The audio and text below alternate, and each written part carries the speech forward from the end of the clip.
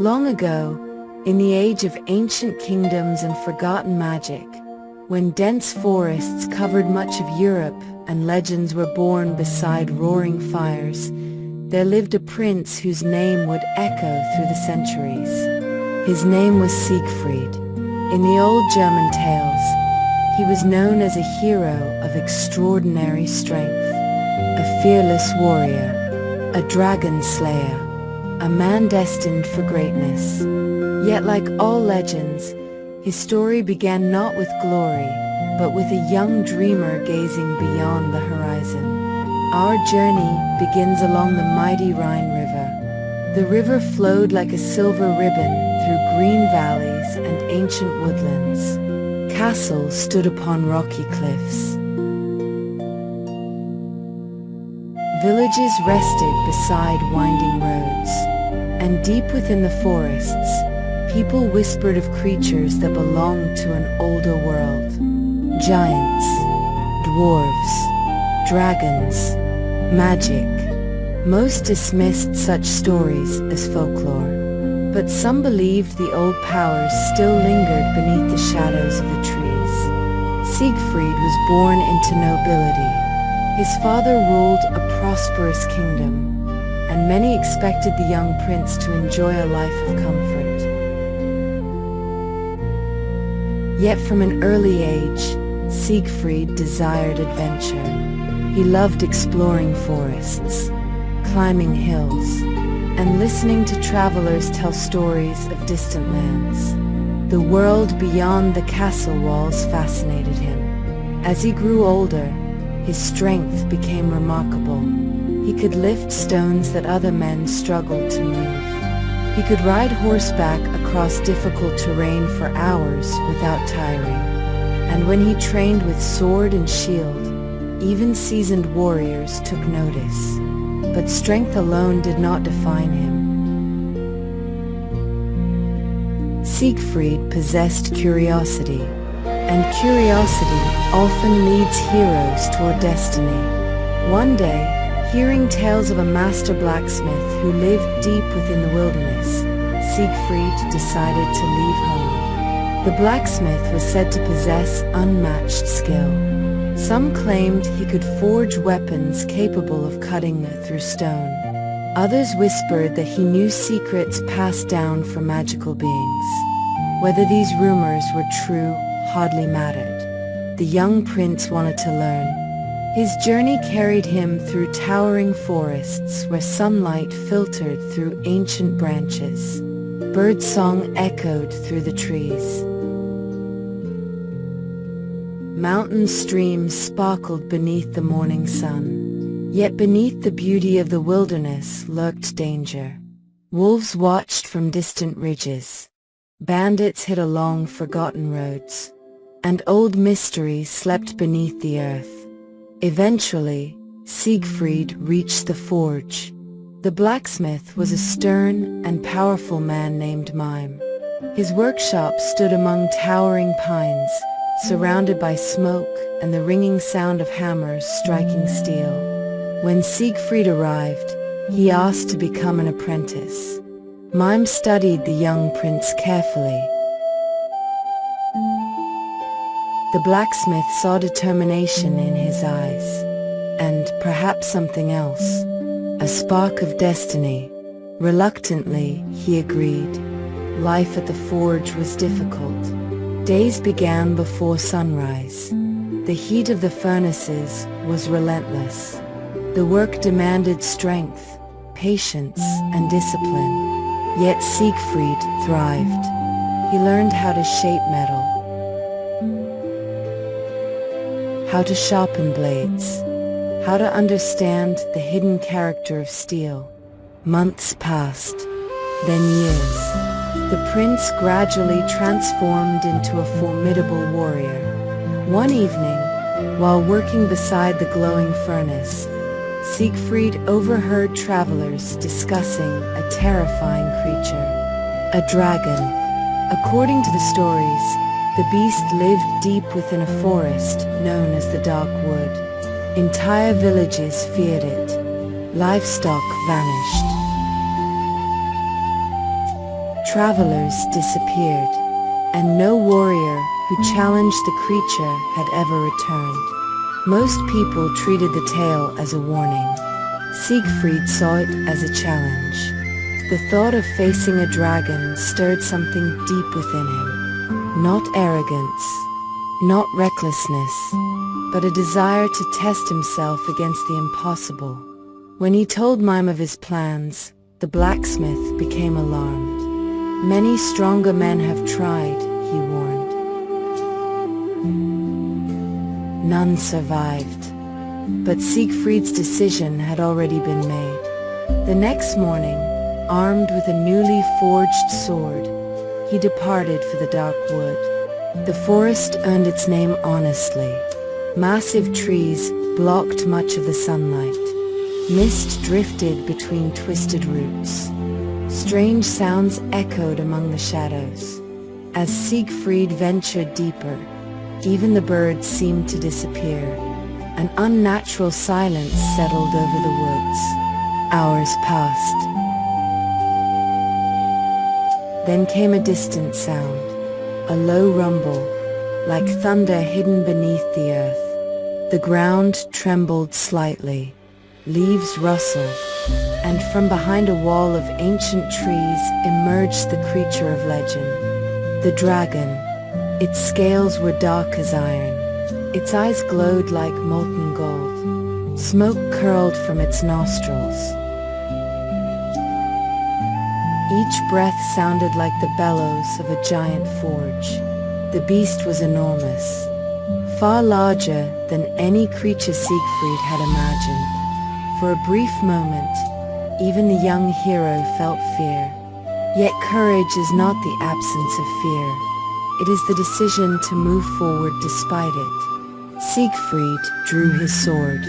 The blade reflected the dragon's fiery eyes. The beast roared. The forest shook.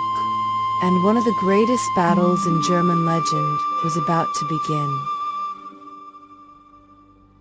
The dragon loomed before Siegfried, its massive wings stretching wide, nearly blotting out the faint sunlight that filtered through the forest canopy. Smoke curled from its nostrils, and the ground trembled with each thunderous step. Siegfried's heart pounded, yet he did not waver. The sword in his hands, forged in the flames of Mime's workshop, felt like an extension of his very being. With a deep breath, he charged. The dragon struck first, swinging its massive tail with the force of a falling tree. Siegfried dodged, rolling beneath the tail and striking upward with a precise slash. Sparks flew as sword met scale, yet the dragon's hide was almost impenetrable. Each movement tested his skill, courage, and endurance. The battle raged on, fierce and relentless. Siegfried leaped, dodged, and struck again. He realized the dragon's power came not just from its strength, but from its cunning. Its eyes glimmered with intelligence, its movements calculated, almost human. Still, Siegfried remembered the stories he had heard, that only by striking true and clever could one conquer such a beast. Finally, seizing an opportunity, Siegfried plunged his sword into a weak point beneath the dragon's foreleg. The creature roared, a sound that echoed through the forest and sent birds fleeing into the sky. With a final, desperate thrash, it collapsed. Silence fell. The forest seemed to hold its breath. Siegfried approached the beast cautiously, sword still in hand. Then he did something extraordinary. He bathed in the dragon's blood. As he dipped his hands into the warm, thick liquid, a strange sensation washed over him. His skin grew harder, almost invulnerable. Legend says that the spot where a linden leaf had fallen onto his back remained untouched by the dragon's blood, leaving a single vulnerable point. Yet elsewhere, his body became nearly impervious to harm. marking him as truly extraordinary. Near the dragon's lair, hidden among piles of charred rock and scorched earth, Siegfried discovered an incredible treasure. Gold, jewels, and artifacts of unmatched beauty glimmered in the dim light. Among the treasures was a magnificent ring, shimmering with an otherworldly glow. This was no ordinary ring. It was the fabled treasure of the Nibelung dwarves, a wealth beyond imagination, said to carry both power and peril. As Siegfried admired the hoard, the forest whispered ancient secrets. The dwarves of Nibelung had long been guardians of magic, and though many feared the curse of the treasure, Siegfried's bravery and cleverness allowed him to claim it without harm. This victory, however, was only the beginning. The journey ahead was full of promise and danger alike. With sword in hand, treasure at his side, and courage burning in his heart, Siegfried left the dragon's lair. The world beyond awaited, kingdoms in turmoil, quests for glory, and battles that would test not just strength, but loyalty and honor. Along the way, he would meet kings and princes, encounter betrayal and love, and play a role in shaping the destiny of entire realms. From the misty forests of the Rhine to the gilded halls of Burgundy, Siegfried's legend began to grow. People whispered of the dragon slayer with nearly invincible skin, who carried unimaginable treasures and whose bravery knew no bounds. The tales of his deeds spread far and wide, inspiring both awe and envy. Yet even as fortune and fame followed him, Siegfried remained driven by more than desire for wealth or glory. He was bound by a sense of destiny, by an understanding that courage, cleverness, and heart defined a true hero. Each step he took, each adventure he embraced, brought him closer to a fate that was as extraordinary as it was perilous. And so, with the dragon defeated and the treasures of Nibelung in his possession, Siegfried continued onward, ready to face the next challenge, unaware of the love, betrayal, and intrigue that awaited him in the kingdoms beyond. With the dragon defeated and the treasure of the Nibelung secured, Siegfried's fame spread throughout the kingdoms of Europe. His name traveled along rivers and mountain roads. Minstrels sang of his victories. Merchants shared stories of the fearless dragon slayer. Kings spoke of the young warrior whose strength seemed beyond mortal limits. Yet despite his growing reputation, Siegfried remained humble. He sought not riches, nor did he desire power for its own sake. Instead, he longed for something far more meaningful, a life filled with purpose, and perhaps one day love. That opportunity arrived when he journeyed to the kingdom of Burgundy. Nestled beside the mighty Rhine River, Burgundy was known for its prosperity, magnificent halls, and noble rulers. There, King Gunther ruled alongside his brothers and his beautiful sister. Her name was Kriemhild. Throughout the kingdom, Kriemhild was admired not only for her beauty, but also for her wisdom and kindness. Many noblemen hoped to win her affection, yet none had succeeded. When Siegfried first saw her, he felt something he had never experienced before. The fearless dragon slayer suddenly found himself speechless. And when Kriemhild met his gaze, she too sensed that fate had brought them together. Their love grew slowly, like sunlight warming a valley after winter. They spent time together in the royal gardens, walked beside the Rhine, and spoke of hopes, dreams, and the future. For the first time in his life, Siegfried imagined a future beyond adventure, a future built upon peace. But destiny rarely grants heroes an easy path. At the same time, King Gunther had become fascinated by tales of a powerful queen who ruled a distant northern kingdom. Her name was Brunhild. She possessed extraordinary strength and intelligence. According to legend, any man wishing to marry her would first need to defeat her in a series of impossible challenges. Many had tried, all had failed. Gunther desperately wished to win Brunhild's hand, but he knew he could never succeed alone. So he turned to Siegfried for help. Out of loyalty and friendship, Siegfried agreed. Using magical abilities connected to the treasure of the Nibelungs, he secretly aided Gunther during the trials. Together, they succeeded where others had failed. Brunhild became Gunther's queen, and soon afterward, Siegfried and Kriemhild were married. For a time, happiness filled Burgundy. The kingdom celebrated. Feasts lasted for days. Music echoed through the great halls, and it seemed as though every hardship Siegfried had endured had led him to this joyful chapter of life. Yet beneath the surface, trouble was growing. Brunhild eventually began to suspect that she had been deceived during the trials. Questions turned into doubts. Doubts turned into resentment, and resentment slowly transformed into anger. Courtly rivalries intensified. Whispers spread through the palace. Pride and jealousy poisoned relationships that had once seemed strong. Among those watching carefully was a warrior named Hagen.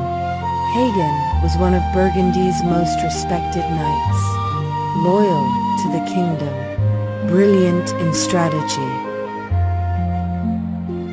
yet capable of great ruthlessness. As tensions increased between Brunhild and Kriemhild, Hagen became convinced that Siegfried represented a threat to the stability of the realm. Whether motivated by duty, jealousy, fear, or ambition, Hagen made a decision that would change history. He chose betrayal. One day, under the pretense of friendship, Hagen approached Kriemhild. Concerned for Siegfried's safety, she revealed a secret. The dragon's blood had made her husband nearly invincible. Almost. There remained one vulnerable spot on his back, the small place where a linden leaf had fallen years before.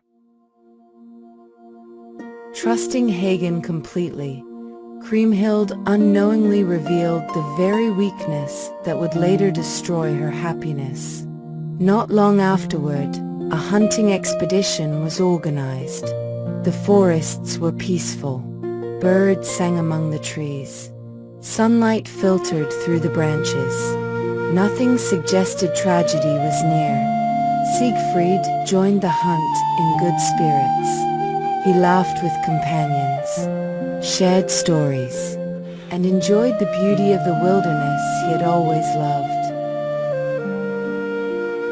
After hours of riding and tracking game, the hunters paused beside a spring. Crystal clear water flowed from the earth. The atmosphere was calm, serene, almost dreamlike. As Siegfried bent down to drink, Hagen seized his opportunity. With a spear in hand, he struck.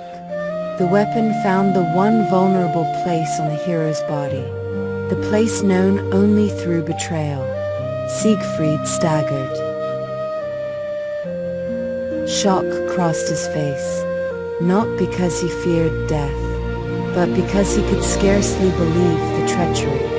The dragon slayer, the conqueror of monsters, the hero who had survived impossible battles, had fallen not to a beast, but to deception. As he lay beside the spring, his thoughts turned to Kriemhild, to the life they had shared, to the dreams they would never fulfill. The forest grew quiet around him. The wind moved gently through the leaves. and one of the greatest heroes of German legend took his final breath. News of Siegfried's death spread across Burgundy like a dark storm. Kriemhild was devastated. Her grief was immeasurable. The kingdom mourned. Many wept openly, for everyone understood that they had lost more than a warrior. They had lost a symbol of courage, honor, and hope. Yet death could not erase Siegfried's legacy. If anything, it made his story even more powerful. Generations passed. Kingdoms rose and fell. Castles crumbled into ruins. But the legend endured. Poets transformed his deeds into epic songs. Storytellers carried his tale across Europe. The dragon slayer became immortal through memory. Even today, centuries later, Siegfried remains one of the most celebrated heroes in German folklore. His story reminds us that true greatness is not measured by strength alone. For even a hero capable of defeating dragons could not escape the challenges of trust, loyalty, and human nature. His journey teaches that courage often shines brightest when facing impossible odds. That love gives meaning to victory, and that legends are born not from perfection, but from the choices people make throughout their lives. Somewhere in the mist-covered valleys of the Rhine, beneath ancient forests and forgotten castles, the echoes of his story still linger. In the whisper of the wind, in the flow of the river, in the songs passed down through generations. And when evening settles over the old German countryside, it is easy to imagine a lone hero riding across the horizon, sword at his side, destiny before him, the dragon slayer, the prince, the legend, Siegfried, a hero whose story will never truly fade.